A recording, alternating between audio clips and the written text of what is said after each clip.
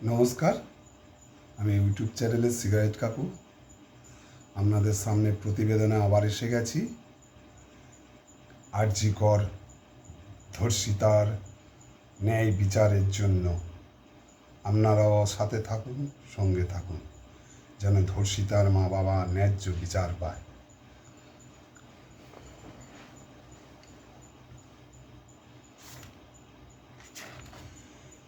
আরজি কর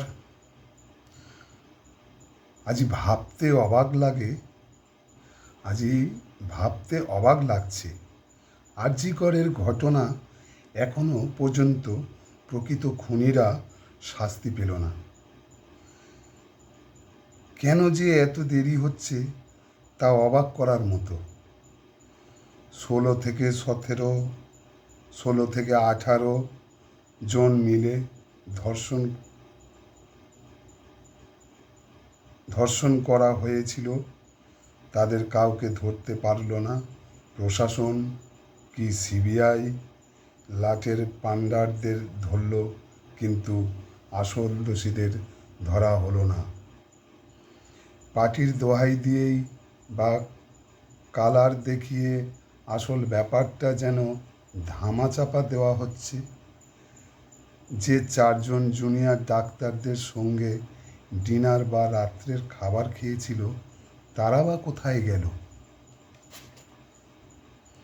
আজও পর্যন্ত তাদের বা ধরা হচ্ছে না কেন?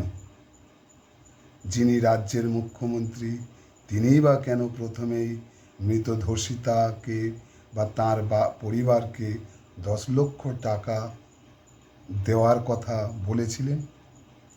তিনি আসলে দোষীদেরকে কেন আড়াল করতে চাইছেন?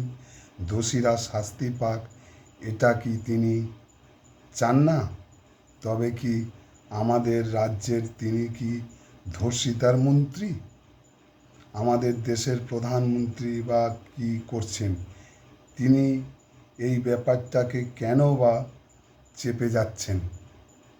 এই খবর তো বিদেশের সমালোচনা হচ্ছে।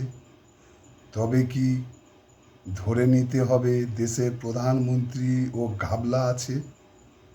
ধন্যবাদ আনতে সিগারেট কাকু।